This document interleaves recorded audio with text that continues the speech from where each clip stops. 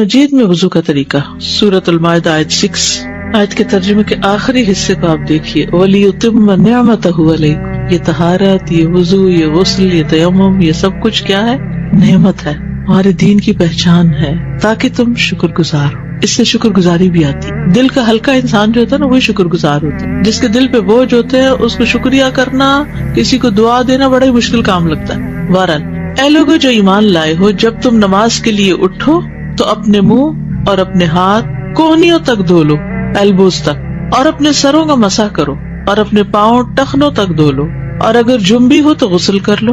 صرف وضو سے کام نہیں پھر چلے گا، حیض سے پاک ہو رہے ہو یا جماع سے فارغ تو اس وقت غسل کرو، اور اگر تم بیمار ہو یا کسی سفر پر ہو، یا تم میں سے کوئی قضاء حاجت سے آیا ہو، یا تم نے عورتوں سے مباشرت کی ہو، مباشرت جو جماع کے بغیر ہوتی، پھر کوئی پانی نہ پاؤ، پانی نہیں، اور نماز کا وقت ہو گیا ہے، تو پاک مٹی کا قصد کرو، تیمم کر لو، بس اس سے اپنے چہروں اور ہاتھوں پر مسح کر لو۔ چہروں اور ہاتھوں، پاؤں کا ذکر نہیں، سر کا ذکر نہیں۔ اللہ نہیں چاہتا کہ تم پر کوئی تنگی کرے، لیکن وہ چاہتا کہ تمہیں پاک کرے، اسی لیے پانی نہ ہو تو مٹی استعمال کرو، وضو نہ کر سکو تو تیمم کرو، اور تاکہ وہ اپنی نعمت تم پر پوری کرے، تاکہ تم شکر گزار بنو، تاکہ تم شکر ادا کرو۔ اور یہ حقیقت ہے کہ جب انسان ان اصولوں پر عمل کرتا ہے تو پھر بار بار زبان سے الحمدللہ نکل اور دل میں بھی شکر گزاری آتی، اور یہی چیز انسان کے دل کے سکون اور راحت کا باعث بن جاتی، زندگی سے غم اور دکھ اور کمی اور پریشانیاں جو ہے وہ دور ہونے لگتی۔ وضو کا تفصیلی طریقہ، اب یہ ہے اہم ترین حصہ۔ اس کا کچھ جو میں نے مختصراً پچھلی دفعہ بتایا تھا، لیکن آج اس کی ڈیٹیل بتاؤں گی، اور اس کے مطابق آپ اپنے وضو کو چیک کیجئے، ٹھیک ہے۔ سب سے پہلے بسم اللہ پڑھنا۔ ابو ہریرہ کہتے ہیں کہ رسول اللہ صلی اللہ علیہ وسلم نے فرمایا، جس کا وضو نہیں اس کی نماز نہیں، اور جو شخص وضو کے شروع میں اللہ تعالیٰ کا نام نہ لے، بسم اللہ نہ پڑھے، اس کا وضو نہیں۔ دل میں نیت ہوگی اور بسم اللہ زبان سے جو پڑھی جائے گی، اس سے وضو کا آغاز ہوگا۔ لیکن مشکل یہ ہو گئی ہے کہ ہمارے وضو کے مقامات غسل خانے کے اندر ہوتے ہیں، واش روم میں، ایک ہی کمرے میں ٹوائلٹ بھی، ایک ہی کمرے، باتھ ٹب بھی وہیں، سنک سب کچھ وہیں، بلکہ وارڈ روم وہیں، بیڈ روم چھوٹا ہوتا ہے اور واش روم بڑا، میک اپ اور کلر کرنا، ہر چیز کا اسٹیشن ایک ہی جگہ ہے۔ جی بک شیلف، یہ سب دیکھ کے مجھے کبھی سمجھ نہیں آتی کہ انسان کی عقل کو کیا ہو گیا۔ کم از کم گندگی کا مقام تو الگ کر دیتے، باقی سب کچھ تو ایک جگہ ہو ہی سکتا ہے، یعنی وضو کی جگہ بک شیلف، جوتوں کی جگہ، کپڑوں کی جگہ، باقی سب چیزیں ایک جگہ ہو سکتی، لیکن پیشاب کی جگہ جو ہے اس کو بہرحال بند اور الگ ہونا چاہیے، کیونکہ شیاطین کا بسیرا ہوتا ہے۔ بہرحال اب ظاہر بلڈر جو بنا کے دیں گے وہی آپ کو لینا پڑے گا، لیکن ہمارے یہاں سوچ بھی نہیں ہوتی، آپ اندر اپنی مرضی کی چینجز تو کرا ہی سکتے ہیں جب گھر بن رہا ہوتا ہے، لیکن اس وقت چونکہ علم نہیں ہوتا، سوچ نہیں ہوتی، تو پھر جو بھی مل گیا ٹھیک ہے جی۔ کراہت بھی آتی لیکن بس مجبوری ہوتی، بہت سمپل ہے۔ جس طرح بعض لوگوں نے تھوڑا سا اس کو ایک دیوار دی ہوتی ہے تو ایک کی بجائے دو دیتے اور اس میں دروازہ رکھ دیں، چاہے ایک ہی چھت کے اندر ہو، یعنی ایک کونے میں بنا لیں لیکن اس کو دو طرف سے بند کر دیں، یعنی اس کے اندر جب جائے تو وہ چاروں طرف سے بند ہو، کیونکہ بعض اوقات کسی اور کو بھی اندر کوئی چیز لینے کے لیے آنا جانا پڑتا ہے تو ناپسندیدہ صورتحال میں۔ تو اب بسم اللہ کیسے پڑھیں؟ اب یہ ڈائلیما ہے۔ بیت الخلاء میں کس طرح بسم اللہ پڑھی جائے نہ پڑھی جائے، باہر نکل کے پڑھی جائے، پھر اندر جایا جائے، کریں تو کریں کیا؟ اللہ تعالیٰ کے نام کی تعظیم کی وجہ سے قضاء حاجت کی جگہ میں اللہ تعالیٰ کا ذکر کرنا ناپسندیدہ ہے، جو کہ نجس جگہ ہے اور شیاطین کے رہنے کا ٹھکانہ ہے، شیاطین کے رہنے کا ٹھکانہ۔ تو اس صورت میں جب بیت الخلاء میں وضو کرنا ہو تو انسان داخل ہونے سے پہلے ہی بسم اللہ پڑھ لے، ٹھیک ہے؟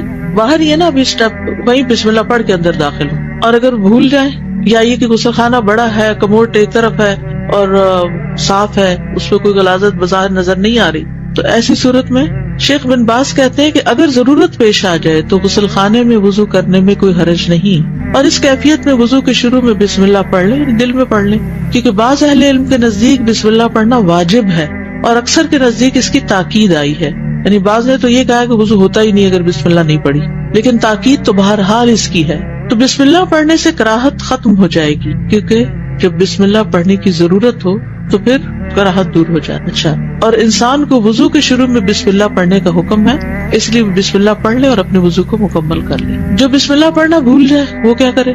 ظاہر سے یہی معلوم ہوتا ہے کہ بسم اللہ پڑھنا واجب ہے، لیکن اگر بھول جائے تو پڑھنا ساقط ہے، دوبارہ وضو کی ضرورت نہیں۔ اگر مسلمان وضو کر لے اور بسم اللہ نہ پڑھے تو اس کا وضو درست ہوگا، لیکن اس نے خود کو اس ثواب سے محروم کر لیا جو سنت کو پورا کرنے سے ملنا تھا.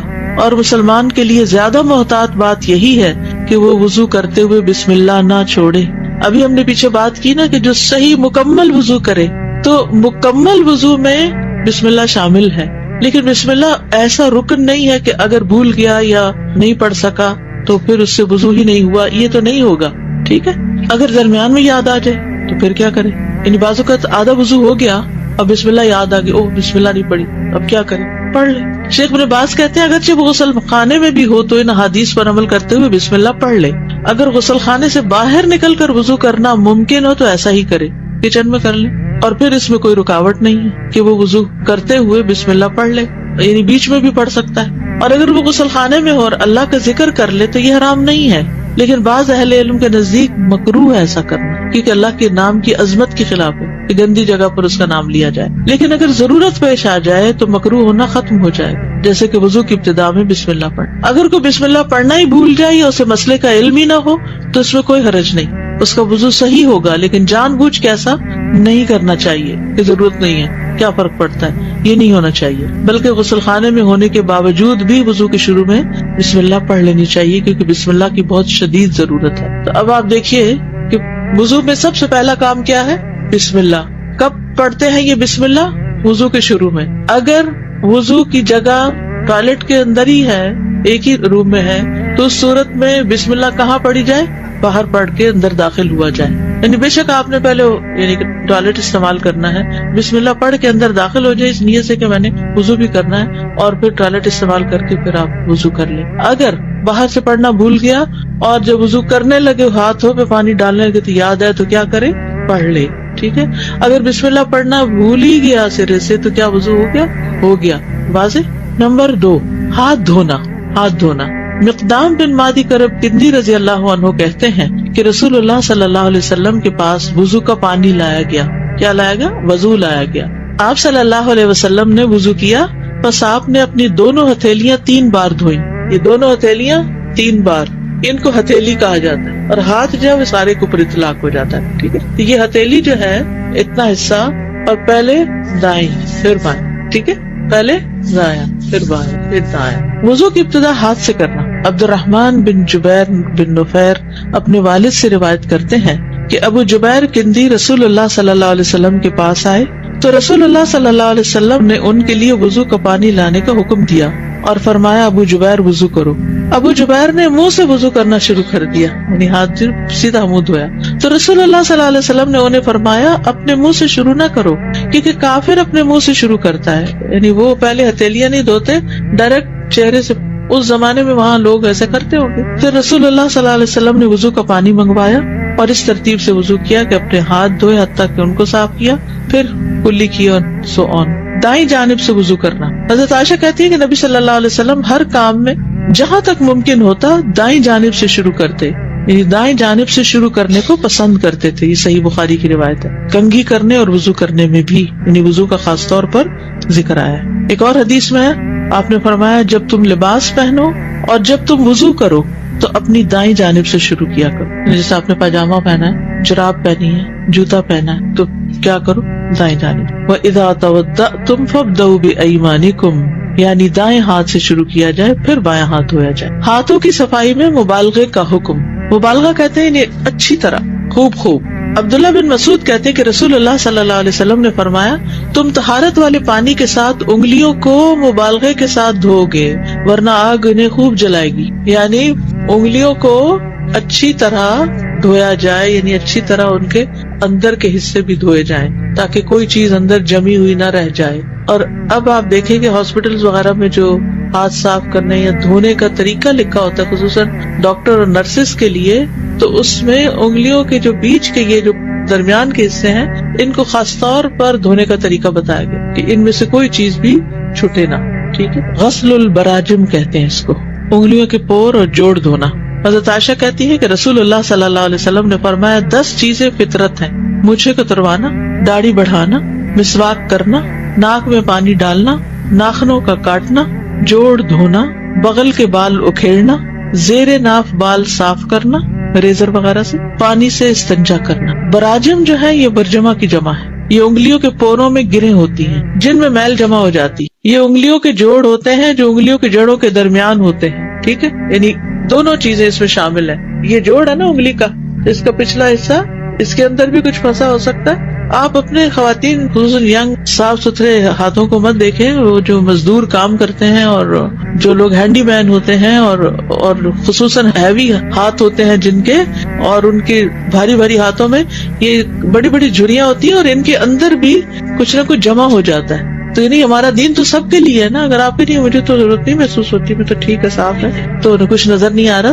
تو بعض اوقات آٹا لگ جاتا ہے, آٹا تو ناخنوں پر بھی لگ جاتا ہے. تو کوئی بھی چیز لگی ہو تو اس کو خوب مل کے دھونا چاہیے.